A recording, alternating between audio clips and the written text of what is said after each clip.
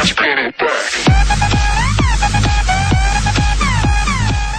is up, guys? It is Tobal here and welcome to the FIFA 13 Season 2 Career Mode. Oh no, FIFA 13 Career Mode Season 2 Episode 27. I'm going to get that intro confused every time, but this is Episode 27 now.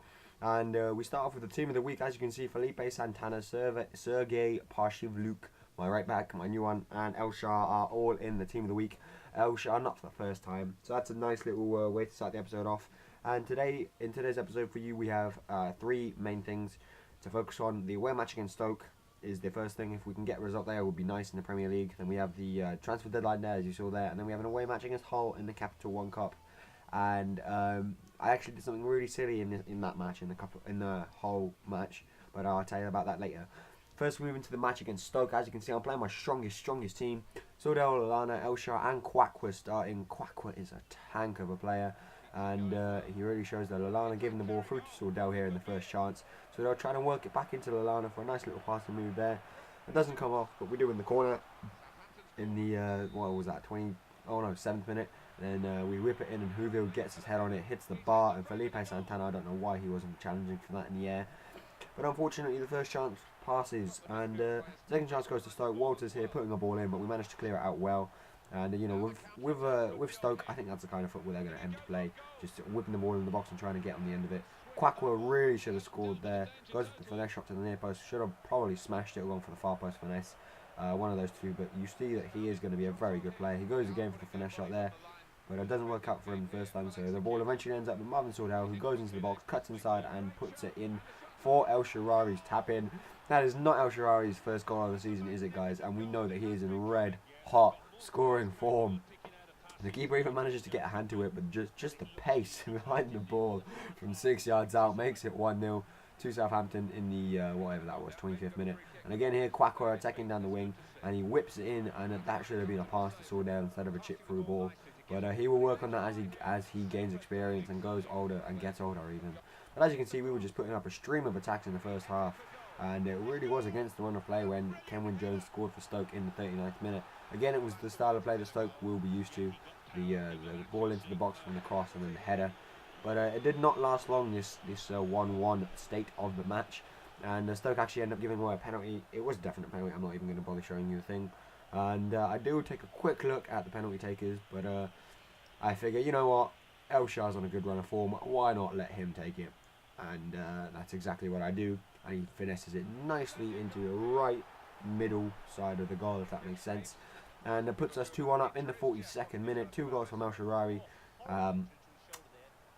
Seals the half, really, and we go into half-time on the front foot, and we can build upon this lead. What a punch there by Rui Patricio to deny the header there. And then look at this, straight from the counter-attack. El Shaarawy ends up with the ball again, firing the shot, and unfortunately we couldn't get anything out of it. Danny Fox whipped the ball in from the corner, and it was cleared out neatly by the Stoke defenders. But like I say, we were having so much of the possession, guys, so much of the chances, that I really was surprised that the score was only 2-1, and it really should have been more there. I don't know what Schneiderlin is doing. Why didn't he just smack that in? But I thought it was time to make some changes. The usual ones, Henri Suso and Fonte. Fonte maybe not the usual one, you know, coming on to solidify the defence a little bit, because I was a little bit worried. But it turns out there was no need to be worried, because we just kept up our stream of attacks, and Stoke only troubled us one more time. As you can see here, Walters 3-on-1. 3-on-1, and Rui Patricio, what a good keeper he is, and he makes a very, very, very important save to deny Kenwyne Jones again here, and it really was Rui Patricio that kept us in the game in the dying moments. But from that inspirational stop, Henri and El Shaarawy played some really nice football, and El Shaarawy ends up advancing in the box and smacking it into the far corner, bottom corner, in the 88th minute to seal his hat-trick. And I actually think that's a perfect hat-trick, is it? No, it's not, no. Nowhere near, is it? One from a penalty, one from a tap, and then one from a smash, as we are all used to him smashing the ball into the back of the net in style. Makes it 3-1, and undoubtedly he will be the man of the match. We even had time for one more attack here. Lallana whipping the ball in, or playing the ball through to Danny Fox, who was like, you know what, I'm going to chip this in for Henri. And Henri, I don't know how you didn't get your head to that. But nevertheless, the final score is 3-1, which means that we get a very nice result against a tough team, really, against Stoke. I'm surprised that we actually dominated them so much. I'm no surprise that the man of the match, however, goes to El Shaarawy with a 9.7 match rating. I'm on them. Marvin Tordell got an 8.5. But this guy, Nicola Lambrughi, if you remember, I signed him last time, and he does accept the contract offer. Finland coming with an offer for me, but I'm not going to accept that. I don't know any Finland players, and that's about it. This is just the deadline day stuff, guys, and I'll let that go into the background as I just want to talk about something real quick. Lambrughi is actually my second striker. He's going to be, you know, replacing Sordell in those matches that we don't really need Sordell because there's a tough match coming up or something like that. But by the way, nothing goes on in deadline day. I'm just looking here through all of the transfers that I could or could not make. But yeah, he's basically a rotation striker. I do actually flog off Lambert, which is a nice little bit of thing there, because like I said, I bought in Lambrughi, so I really wanted him to be my rotation striker. And just a little tip, guys: if you go into the transfer market and find the players with no faces, they are probably the scouted players, and they are going to be good players every time. So look to pick them up if you can. They're normally quite cheap as well.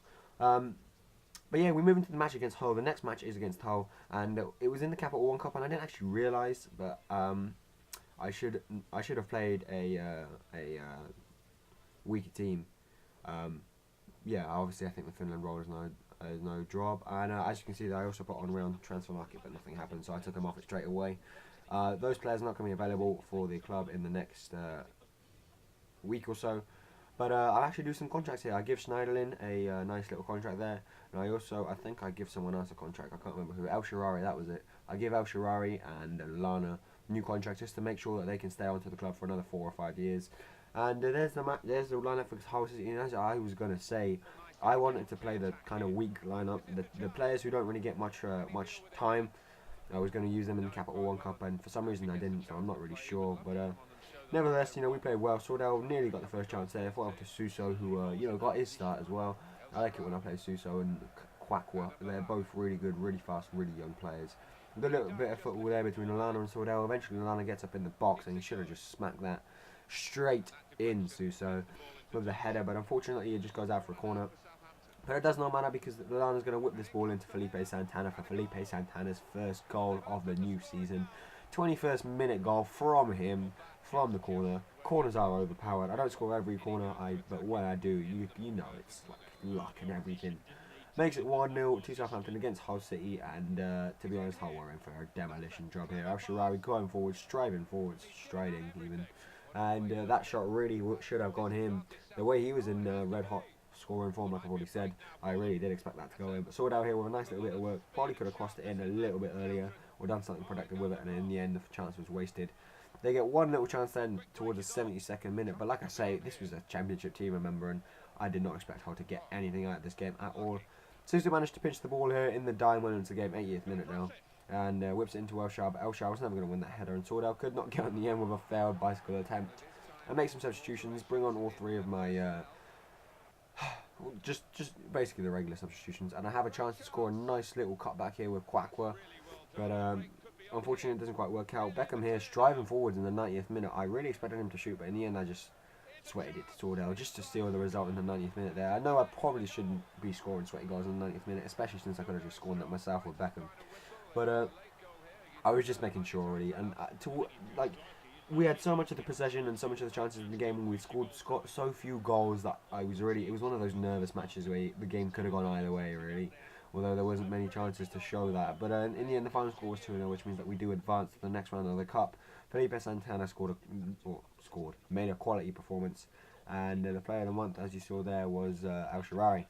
But Lallana does not want to accept this contract offer, neither does El Shaarawy, so unfortunately that's a bit of a bummer, but I will be offering them new contracts in the future, and believe it or not, they will accept, because you know they're so important to the club that I just had to.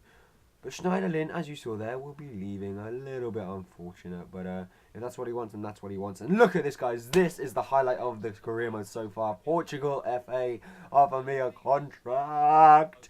Managing the Portuguese national team, CR7. Oh my days, I'm going to accept that because I can name pretty much every single player in the Portugal starting lineup. Rui Patricio being the goalkeeper, by the way.